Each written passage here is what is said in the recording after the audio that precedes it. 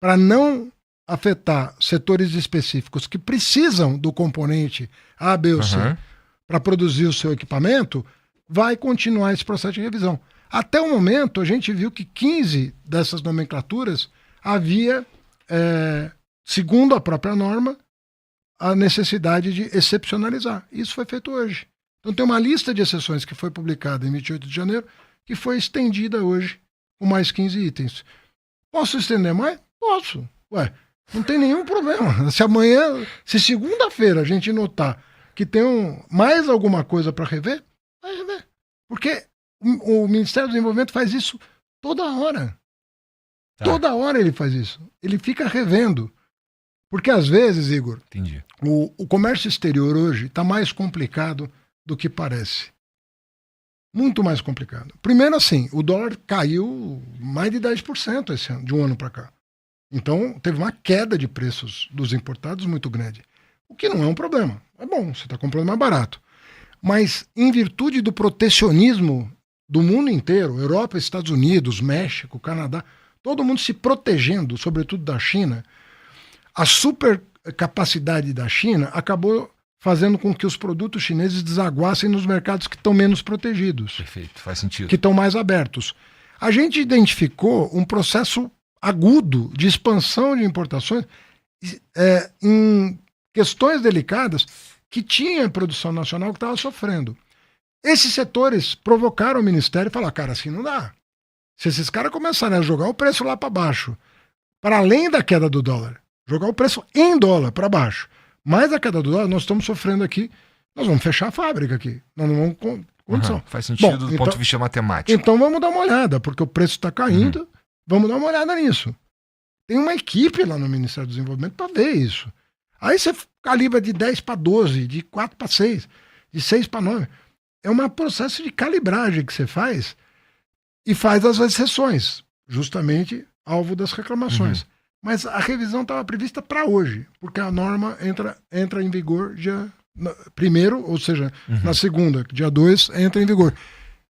Tudo normal, mas daí o caça-clique, né, acaba gerando essa coisa toda. A gente sofre com isso, porque, você tá lá trabalhando pra caramba, o cara com como chama aquilo? Um tweet? Não, aquelas que filma assim. Um story. E joga no troço assim, vira uma confusão danada, você sai correndo atrás pra explicar, e na verdade não aconteceu nada. E se tiver alguma coisa ainda pra observar, eu sou o cara mais fã desse setor aí. A gente tá fazendo programas importantes para a tradução de investimentos para o Brasil, e que estão funcionando. O interesse pelo Brasil só faz crescer, entendeu? Com essa zona toda que está no mundo, o cara fala, onde é que eu vou botar meu dinheiro? O Brasil é candidato a receber investimento. E está recebendo. O Brasil está bem posicionado, ou tem o potencial de estar bem posicionado. Grande potencial. A Bolsa não está a 190 mil pontos à toa. Podia estar... No governo Lula subiu 50% a Bolsa. Por quê? Porque assim, a gente não está falando de um país, a nossa taxa de juros é insana. Mas vai cair, porque o cara começa a olhar para o futuro. O dólar é caro aqui também, então... cara, depois de 4 anos, o dólar tá mais barato do que quando eu assumi. É verdade. Pega o dólar do dia que eu assumi pra cá, ou do dia da eleição pra cá. Mas assim, tu que manja de número, tu sabe que o dólar não tá no preço real do dólar. Em que sentido? O dólar, ele não era para custar assim, se a gente for fazer uma paridade de produtividade, de como as coisas funcionam no mundo real, se trazer isso para a realidade, o dólar, ele é para nós, por conta do nosso contexto, um pouquinho mais caro do que deveria. Então, eu já vi uns especialistas... Mas tem gente que fala o contrário. Tem gente que fala que o dólar tá barato, porque olha para o déficit em transação corrente, não olha para o déficit, não olha para o superávit comercial. Tem uma disputa aí na academia. Agora, nós temos um regime de câmbio flexível. Nosso regime é de câmbio flexível. Então, nós não miramos o valor do dólar. Nós não ficamos assim, tá caro, tá barato.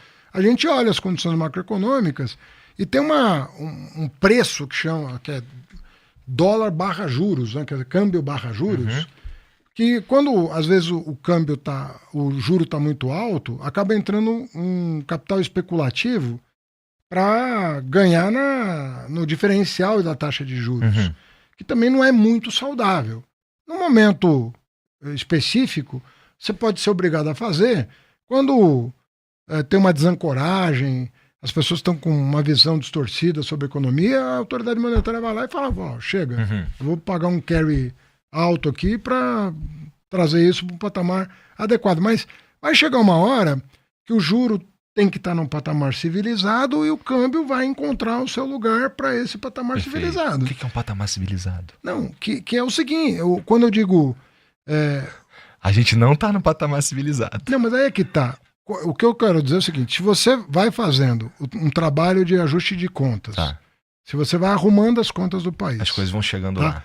Se a taxa de juros, em virtude disso, vai caindo, né, o câmbio vai achar o seu lugar. Perfeito. Nesse contexto de contas arrumadas e taxa de juro mais neutra, vamos dizer assim, o câmbio vai achar o seu lugar, entendeu? E as coisas caminham bem. Então, o esforço que nós estamos fazendo, a gente fala de harmonizar a política fiscal e monetária. A cada ano, fixar uma meta maior de arrumação das contas. A gente chama de resultado primário, né, das contas. Sim.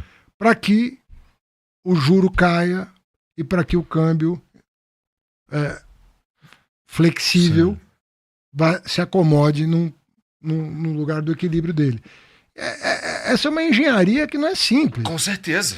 Sobretudo porque eu dependo do Congresso, eu dependo de decisão judicial, eu dependo de aprovação de lei. É uma coisa simples. Tu depende de trocar ideia com todo mundo, tu depende de, o Galípolo, bora trocar uma ideia aqui.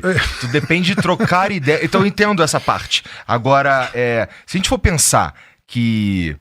Porra, a gente, no caso das coisas chinesas que chegam no Brasil, por exemplo, e aqui, cara, é um brasileiro normal fazendo a pergunta pro ministro, tá bom?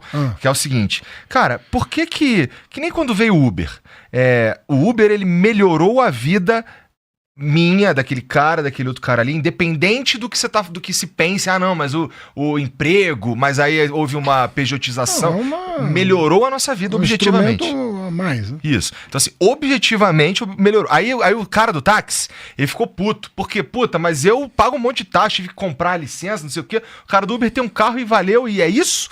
E aí, essa lógica, ela vai para uma porrada de lugar no Brasil. Então ela vai para Magazine Luiza, que não quer que o cara que a AliExpress venda, no caso eles têm uma parceria, mas não quer que a Shopee venda uma parada mais barata que a Magazine Luiza, porque, eu pago imposto no Brasil e eu tenho que dar um monte de emprego, eu tenho que garantir CLT, eu tenho que garantir todo o peso que é estar no Brasil, e aí eu não consigo competir com esse cara da China. Então, e aí o que a gente faz? A gente atrapalha o troço da China em detrimento dela ali, quer comprar uma brusinha na Shopee. Então, quer ver uma coisa? Vou fazer uma provocaçãozinha aqui. Vai.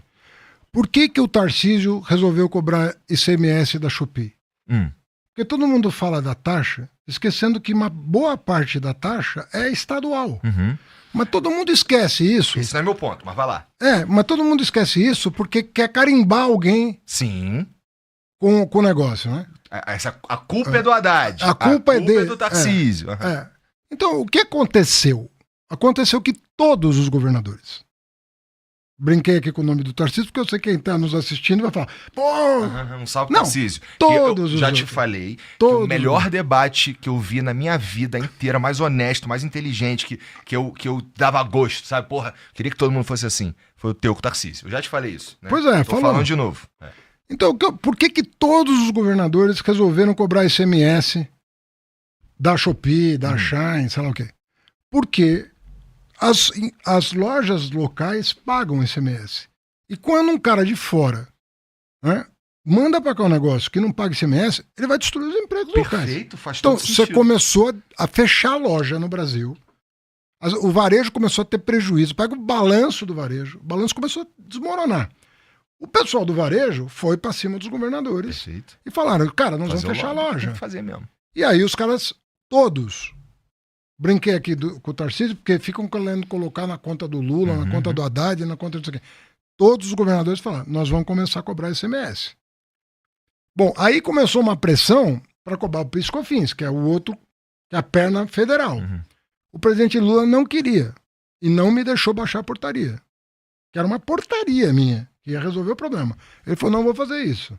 O Congresso, por unanimidade,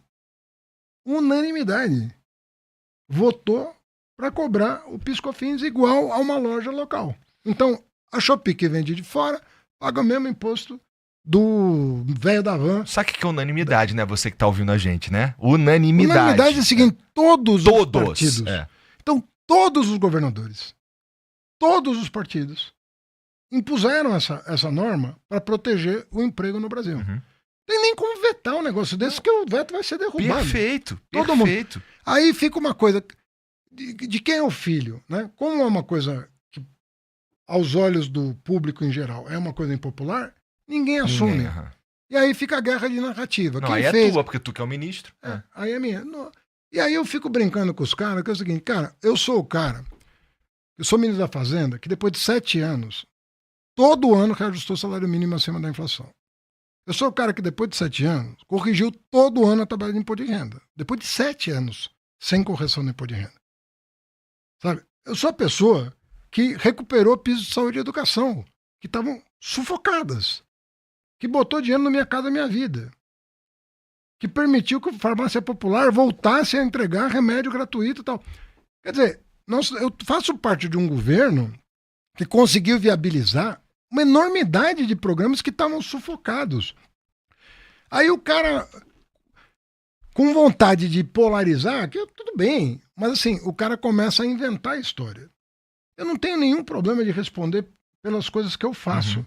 Agora, não pode passar para a opinião pública uma sensação de que nenhum governador se meteu nessa história. Eu estou dizendo aqui, todos se meteram. Se você comprar lá na Shopee, na Shein, onde você quiser, na AliExpress, e pega lá o imposto que você paga, tem um lá que é ICMS, é do governador onde você mora, do estado que você mora. Você vai te pagar pro governador. O ponto é o seguinte... E eu acho que é mais da metade da chamada taxa das buzinas é o governo estadual. Você viu alguém perguntar pro Tarcísio, pro Zema, pro Cláudio Castro, pro Eduardo Leite, por que eles resolveram começar a cobrar a taxa da buzina? Não. Esse é um ano eleitoral. Mas faz 3 anos esse negócio. Você ainda não se inscreveu, deu like e ativou o sininho? Você tá louco?